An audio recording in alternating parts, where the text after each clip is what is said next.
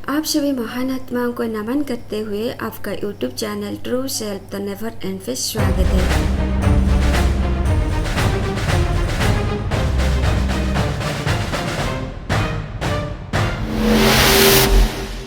आज का सब्जेक्ट बहुत सेंसिटिव है। इस समाज में चली आ रही एक कुप्रथा है जो खत्म होने के नाम ही नहीं ले रहा है। इसका नाम है डाउरी सिस्टम, डाउरी प्रथा। डाउरी प्रथा का मतलब आदमी कह रहा है मैं तुम्हारे साथ तभी रहूँगा जब तुम मुझे पैसा दोगे, तभी मैं तुम्हें अपने घर में लाऊंगा, या तभी मैं तुम्हें अपनी पत्नी घोषित करूँगा। शारीरिक संबंध तभी मनाऊंगा जब मुझे पैसा मिलेगा। ये किस तरह का वृत्ति है? स्त्री जब पुरुष से पैसा लेके पुरुष से संबंध बनाए उसे प्रोस्टिट्यूट बोलते हो। पुरुष जब पैसा लेके स्त्री से संबंध बनाता है उसे क्या कह रहे हो? दूल्हे राजा। ये किस तरह के लड़के होते हैं जो शादी में बंध जाते हैं? ऐसे बहुत सी घर है जहाँ अगर लड़का पैदा नहीं हुआ है उन लोगों का जिंदगी अधूरा, क्योंकि लोगों का मानना है लड़के में ही लाइफ कंप्लीट होता है। इसीलिए तो भारत में मिडिल क्लास फैमिली का लास्ट संतान लड़का ही होता है। इन लोगों के लिए लड़का पैदा हुआ मतलब करोड़ों का आसामी आ गया। इसके बारे में मैं इतना ही कह सकता हूँ, ये बिलीफ सिस्टम पूरा परिवार का जीन में बैठा है। उस लड़के के ऊपर तो मुझे बहुत दया आता है। उस घर में उसका परवरिश कैसा होगा वो तो दूर से पता चलता है। जैसे कसाई अपना बकरा को बड़ा करता है ना, ठीक उसी तरह होगा उसका परवरिश। एक दिन उसको ब्याज के समेत वसूलना है। ऐसे तो सुनने को मिलता है फेमिनिज्म आ गया है, क्रांति भी हो रही है, नारीवाद और उदारवाद का चर्चा भी हो रहा है। सो दहेजवाद क्यों नहीं खत्म करा जाता है इनसे? कहीं कहीं पर सुनने को भी मिलता है जो लड़की जितनी दहेज लेता है ससुराल में उसका इज्जत उतनी ही होती है। ये कौन सा नारीवाद है? क्या आधुनिकता बस इसी में है? नंगे होकर सड़क पर बस घूमना होता है? सारी मॉडर्निटी बस छोटे कपड़े में ही समा जाती है? डाउरी सिस्टम की विरोध करने की हिम्मत नहीं होती है इनमें। पहले ज़माने में दहेज का एक इकोनॉमिक लॉजिक होता था। कुछ करती नहीं थी, घर वाले बेटियों को नहीं पढ़ाते थे, बिल्कुल गाय थी। उसका काम थी सिर्फ बच्चा पैदा करना। जब लड़की अनमैरिड थी पिता उसका खर्चा उठा करता था। जब पिता का घर से आ गया पति उसका खर्चा उठा करता था। पिता जो कंपनसेशन दे रखा था अब पति को देना है। पिता का यही कहना था जो गाय मैंने बांध के रखा था अब तुम्हारे घर में बांधने जा रहा हूँ, अब तुम्हारा पैसा खर्चा होने वाला है। इसीलिए विवाह के समय लड़की के पिता उसकी ससुराल को कुछ दे रहा था। बाद भी लोग दहेज को लेके कुछ कूद के दे रखे थे। दहेज की एक इकोनॉमिक लॉजिक होता है। बट नाउ अब तो लड़की कमाने की सामर्थ्य रखती है, लड़कों से ज़्यादा पैसा कमाती है लड़की। अब किस लिए दहेज दे रहे हो? कब बंद होगा दहेज की कुप्रथा? और कितनी मासूम लड़कियों को मरवाओगे? 15 दिन से पहले इंदौर में दहेज को लेके एक लड़की की दर्दनाक हत्या तो तुम लोग देखा होगा न्यूज़ में। कहीं कहीं पर प्रथा के नाम में दहेज वसूल किया जाता है। 2022 में राजस्थान में चली आ रही बहुत पुरानी प्रथा, कुकड़ी प्रथा बंद किया गया। न जाने कितनी लड़कियां घूंघट के पीछे आत्महत्या किए होंगे, हिसाब नहीं। मैं तो कहूँगी पूरे इंडिया में 5 से 10% लोग रियली धार्मिक होते हैं। बाकी सब प्रथा, रीत रिवाज, अंधविश्वास पकड़ के लड़कियों को शोषण कर रहे हैं, गला दबाते हैं। एक के बाद एक लड़की मर रहे हैं, पर इनका प्रथा बंद नहीं हो रहा है। किसी किसी का सेल्फ रिस्पेक्ट भी दहेज लेन देन में छिपा रहता है। इन लोगों को सेल्फ के बारे में तो पता नहीं, बट रिस्पेक्ट के भूखे होते हैं ये लोग। सेल्फ को तुम लोग कहाँ जिंदा रखा? किसी का सेल्फ को मार के ये लोग इज्जत कमाते हैं। फाइनली राजस्थान में कुकड़ी प्रथा के साथ और 2-3 प्रथा बंद किया गया। कुकड़ी प्रथा जो राजस्थान का एक रस्म था, मैरिज के बाद कुकड़ी प्रथा के हिसाब से लड़की की बेड में एक सफ़ेद कपड़ा बिछाया जाता है। सफ़ेद चादर में लाल स्पॉट होनी चाहिए, मतलब लड़की की वर्जिनिटी टेस्ट होगा।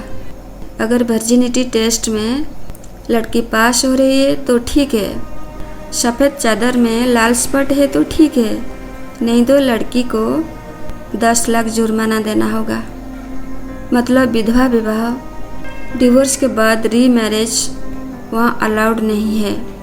ये चीज़ मुझे बताने में भी शर्म आ रही है। गाली देने को मन कर रहा है, बट स्पिरिचुअल चैनल है, गाली नहीं दे सकती। वर्जिनिटी टेस्ट करके लड़कियों को शादी करेंगे, इतना घिनौना थॉट।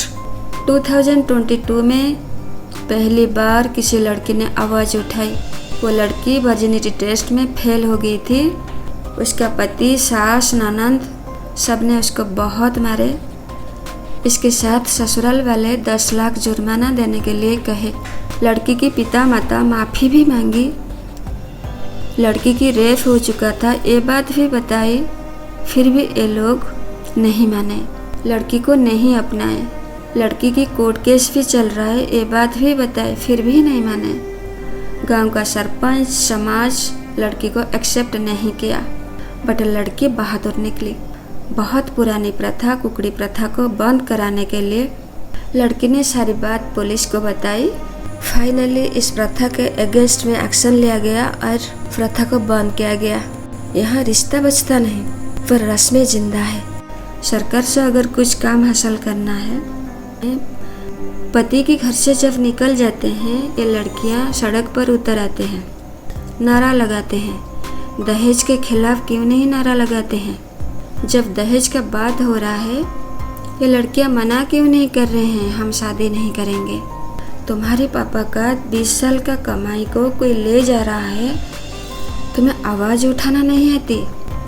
इसका मतलब लड़कों से ज़्यादा ज़रूरी लड़कियों को विवाह करना। ज़िंदगी में कुछ, तुम लोगों के लिए ज़िंदगी में कुछ हो ना हो, पति होना बहुत ज़रूरी है। डाउरी देकर सही। ये भी हो सकता है लड़की मना कर रही होगी शादी करने के लिए, माताएं लड़की को ये कहकर चुप करा देते होंगे, ज़रूर इतना अच्छा रिश्ता हमें और नहीं मिलेगी, तुम राजी हो जाओ। इससे तो हम विवाह नहीं कहेंगे, सौदाबाजी कहेंगे ज़रूर। तुम तो रही बड़ी घर की लड़कियाँ, एसी में सो रही होगी, कार में घूमती होगी, पर मिडिल क्लास घर की लड़कियाँ और उनके पिता माताएं सफ़र कर रहे हैं। 2014 का बात है, जम्मू की एक लड़की थी। लड़की के पिता माता पढ़ाई के बीच उसका शादी करा दी। ससुराल वालों की तरफ से डाउरी का डिमांड भी था, पर लड़की ने दोनों के अगेंस्ट में खड़ी हुई। लड़की ने पिता का अगेंस्ट में पुलिस में कंप्लेन किया, पढ़ाई के बीच में मेरे को ज़बरदस्ती शादी करा रहे हैं, ससुराल वालों के कहने पर ये लोग डाउरी भी दे रहे हैं, पर ये विवाह मुझे मंजूर नहीं। लड़के वालों को जो डिमांड दे रहे हैं वही पैसा मेरे पढ़ाई पे खर्चा होना चाहिए। वो लड़की सिविल सर्विस का तैयारी कर रही थी। ये है ना सेलिब्रेशन वाली बात, इस बात पे सेलिब्रेशन होना चाहिए। अगर लड़की के पिता को इतना गिफ्ट देने का शक है, हाँ, अगर दामाद में कुछ अच्छा यहाँ नज़र आए या दामाद ने कुछ बड़ा काम किया या प्रमोशन हुआ, हाँ, इसी बात पे थोड़ा इनकरेज करने के लिए आप गिफ्ट दे सकते हैं, गिफ्ट दे सकते हैं, सेलिब्रेशन कर सकते हैं, पार्टी मना सकते हैं, बट शादी का डेट फिक्स होने के साथ साथ डिमांड फिक्स होना नहीं चाहिए। मुझे जहाँ तक जानकारी है, आदिवासी जनजाति के लोग डाउरी नहीं लेते हैं और भीख नहीं मांगते हैं, और बाकी सब रहे लालची और आलसी। बाकी 4-5% लोग होते हैं धार्मिक। बहुत लोग क्यों चुप रहते हैं? उनके लिए पति परमेश्वर होता है। कौन सा किताब है जहाँ लिखा है पति परमेश्वर होता है? अगर कहीं भी लिखा है वो सेंटेंस इनकम्प्लीट है। पत्नी भी परमेश्वरी होती है, ये लाइन क्यों नहीं लिखा गया? और एक पति का नाम बताइए जो परमेश्वर था, वो सत्ययुग का हो या त्रेता युग का हो, या द्वापर युग का हो, या कलयुग का हो, पति वो होता है जो पत्नी को हर पतन से उद्धार करे। पति वो होता है जो हमेशा पत्नी का साथ दे। पति वो होता है पत्नी को खुश रखे। पति वो होता है, पति घर का स्वामी होता है जो धर्म और सत्य के राह पर चलता हो।